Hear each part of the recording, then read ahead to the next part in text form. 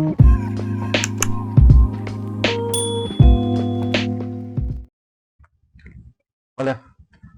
chỉ bay lệ vek ule tu na hian video kan siam le do na ka video siam tu hi holiday mark holiday le leave management chung chang ani do na atira kan hriat ta na kan du chu holiday kan mark don te leave management kan mark don te hian instruction chu tiangin chu tiang chuan ti tu chu tiang chuan ti tur ti kha instruction mumal takhi om lova chu wang chuan apoi mo bera chuan schooling decision kan sia manga staff meeting in amo chu tiang decision chu kan sia manga chu tiang chuan kan kal don ani tin khata khan antinana school khan decision kan sia ma holiday te kan lo mark ta a ta khan nakina engemo a om point kan transan thei turang khan decision kan siam don ani chuan tun video pi ka hi chuan a khoi dan hi soi tur om lova thil han ti bak tur om lova ama ero chu angai thak lampang kha pe thungila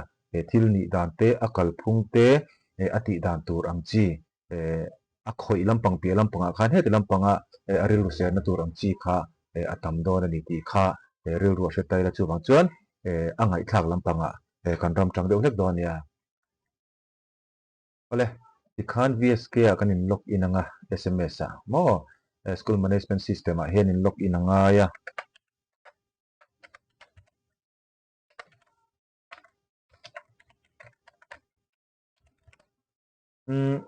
kan thupui kan lu main thil pakhat kan entir log du chu ka video masa khan ka soi to a amaro chu engeni kan na hriat lo lai chu zitir tu ka om vek to englo po ka nei vek to teacher code po ka nei vek to in ti howa kha in log in thei si lo engma khoi thei si lo howa kha video masa ka soi to khan hei tilai hian hei ti engloin omani mo select engma select lovin lo omani hei hi working ada photur pi kha ka soya working in da ma chuan he tilai hian teacher code po nei to ma ula engma na thok thei lo tin he tilai mi pahni achung pahni hi attach on duty ni ta a office attach sinan oma chu bang chuan ngani engma no pang pon khoi thei lo he send bi kian ula a send bi kian ula hemite send bi kho hi teachers code po nei ma se in login po in login thei lo bang engma an khoi thei don lo chu mani chu bang chuan attendance pon pe thei don lo chu bang chuan ka om to lom ti ngot khani lova I om chuan abik takin in aid chuan anon approve no khan ta hen working pi le photangai ti kha kha kan hredon ania chuan tuna kan soi tur bera chu ta tang het en taila master a hian mark holiday omani mark holiday hi a om zia chu mark holiday ni chuan chol school chol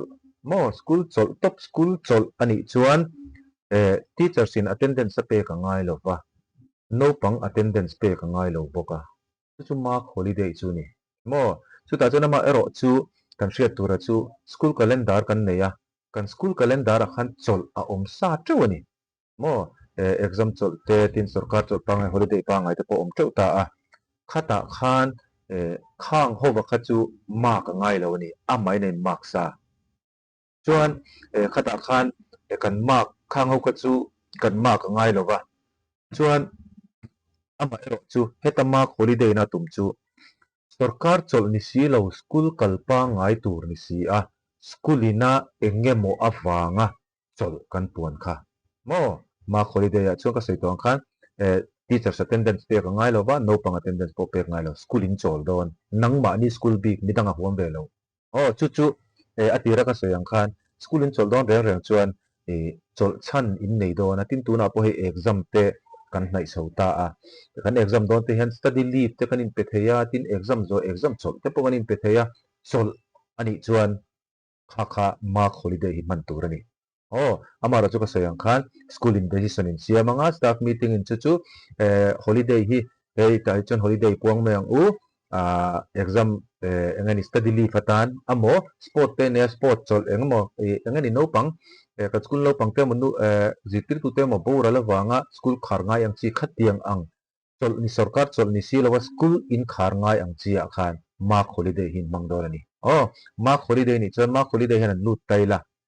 ทีละเห็นเดตโลอมาอเดตอินทางงะโมอินตินาอินทางงะ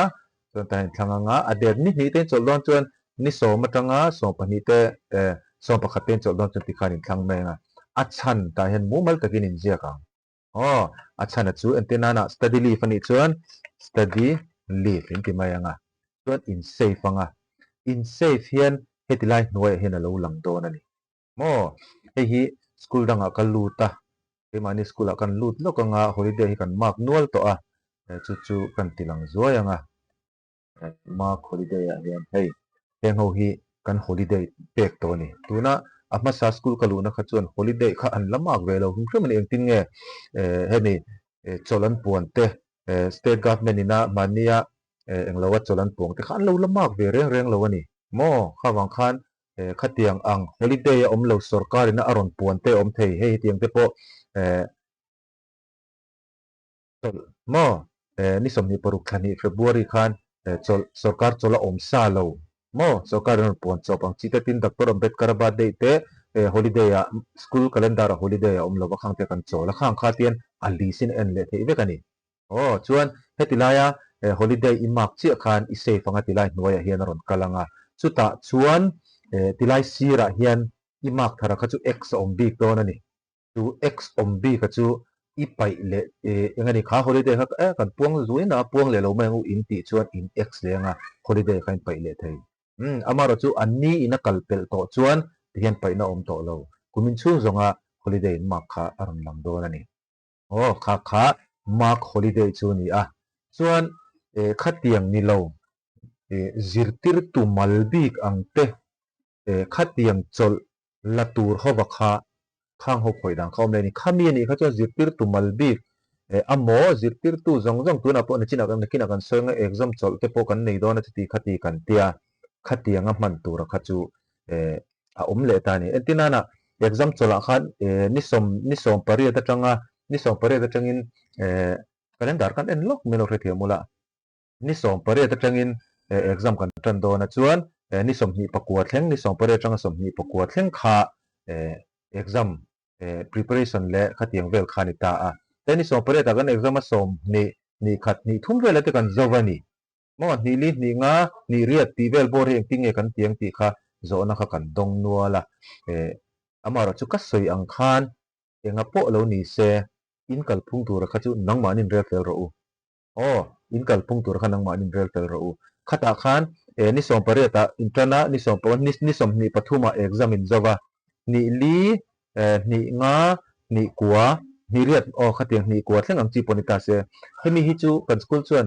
holiday a ipuang top me u exam chola ipuang top me u in ti ni chuan kha in decision ro se oh holiday kha chu ama kan sei to khani holiday in ti chuan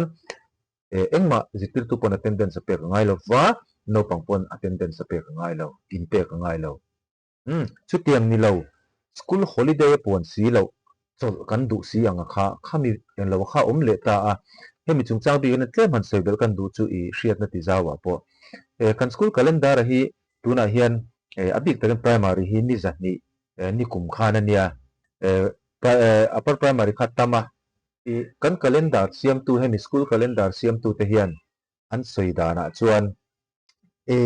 calendar kan siam don hian kum khata ni zatni hi da ki mangai sia chu ba ka chuan ni zatni kan han da kim khan engani chol ni zatni kha je chu working days tur ni ta a saturday le sunday kan han pai ve kum khata saturday le sunday kan han pai ve ka ni zatni hi working days kan han da le bok chuan holiday tur hi holiday ti mela vacation tur hi om mang lo bani mo vacation tur hi om mang lo ni chu wang chuan vacation tur om mang lo chu wang chuan exam hun chung hi ti reila exam kara hian result preparation ti in chol te po hi nei mai ang u ti te kha an soidan chi khatani a chu ta chuan khang man po kha ai thlarun om lo mai the ni chu wang chuan exam kan zo to si a school kal kher lo khan khami chola te po kha ti kha thil pailu tuk tura ki chuan ka ngai lawa amaro ko sei to kha school khan decision in sia manga chuta chuan ka sei masa kang khan ma holiday ya school chol top no pang ngani kal low zikir tu po attendance pek ngai lo en ti tu chon mark holiday en tianga amara chu chu tiang ni lo thil da ngai man soi tel tho exam te kan in ven cho ka ti ang chia kha chuan absent management a hen man tur ni hetala hian absent management nei tia achangin hetila hian leave management kan tia chu chu thilin ang reng ani mo absent management ti la leave management ti thilin ang reng ani hetila tang hian ka hin lut theya in du chuan ka tang hian leave management en lut thei hemi leave management kan ti hi chuan hong chin tai la leave management kan ti hi chuan zirtir tumal chau hi an chola mo an chol ti mela an chol chana kha chu eng pawh ni ta se zirtir tumal chau khoi na ni mal te te in ka te na chu pakhat chau ni lo voi khata pali panga po khoi thei tho ne school zirtir tu zong zong po a khoi thei ama ero chu leave management in man chuan school in chol lo mo student attendance in pek khowangai ani lo chuan school in chol box si lowa attendance in pek student attendance in pek box si lo chuan ngani no pangkhan absent vek don chu absent management ong zia chu ni school chol lovin ziptir tu mo entinana tilai hian exam in engani exam in ven chok kan tiang chi kha chuan voina duty lo tur chi chu tinana school duty te than sak mai la a duty chung tur kha de than sakila for example tian than sakla tilai hian result preparation te ti tai la kan calendar khan result preparation kha om ve khami chunga kha school a thok kher lovin ina kan thok do ne ti na te kha alo ni ta a tin chu ba ka chuan hetilai leave management kan soitel ta ka chuan khatiang kher ni lo mo official duty kan ti hi chuan he po hi video dang a ha kan soi nual to a chu bang chuan he hi chu kan la chiang lo ni pon soi la shum tel official duty ni chuan office lam atanga duty mi ron pe ka kha mo entinana office lam panga tangin zin tur ten min ti ta a khatiang chi kha official duty ni hetilaya school ina program a pek cheni lovin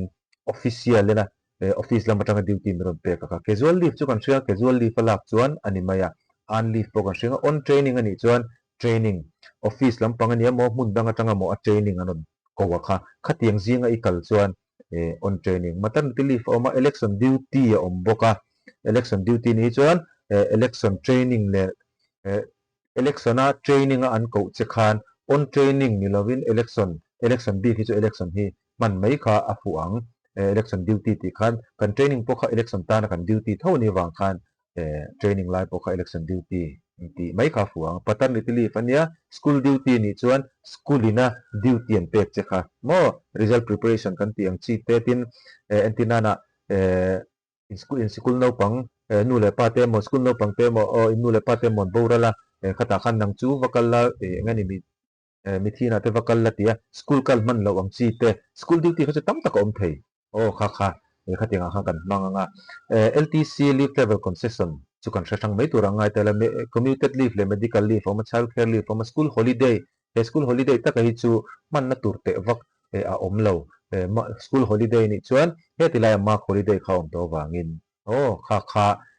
leave management a chuan kha kal phung ni ta hemi ipe ka te chau hian attendance an pek ngai lo mo tuna hi school tian hi school englo ka peta a school duty ka peta a chana chu pinana result preparation ka tita ai ka safe anga mo entina hi kan ti chin lo ka nge darli la rilo mo ni song pakhat nak tu ka tan hian chol ka pe ni ten ka safe anga ti khan hei tila hian ten school duty hei hi nak tu ka tan school duty chol ka pe a ani chuan hei hian attendance sa pe ka ngai lo midang zong ero chuan an pe ka ngai chu he I leave la ka hi englowa khan absent anga leave ka khan aron display thungang ketiang leave la ki leave rang ilak leave management atanga leave ilak re kha aron display yang yo ketiang che khan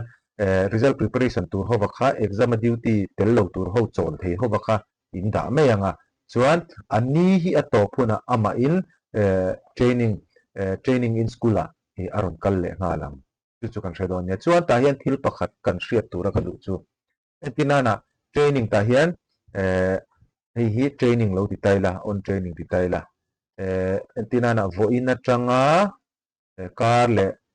ni lai thleng hi kalau tita ni tian training turin mo voi khata kalau petrol ani nak tu ka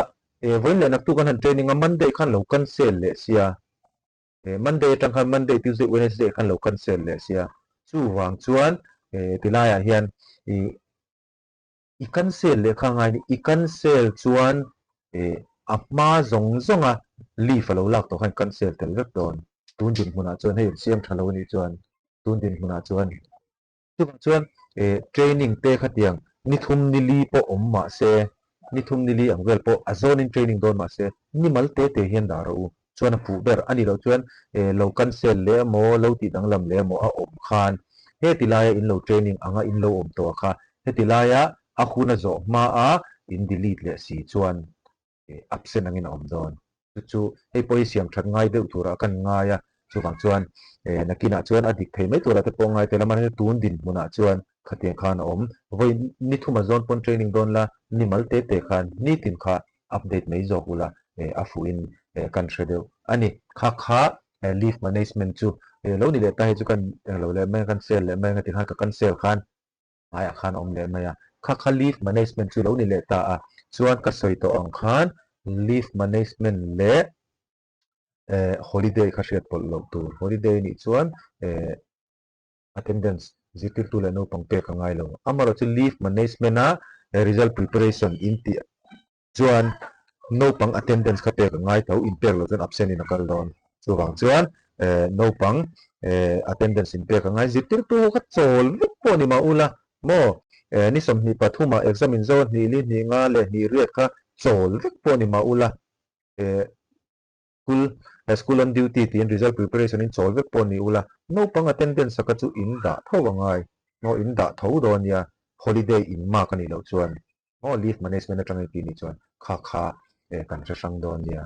kha tu na ka video chu ni mai tira ka soyang khan khoi dan wa ka om lo sawifiahna zo ka ni chu kan sa don ya ka lo na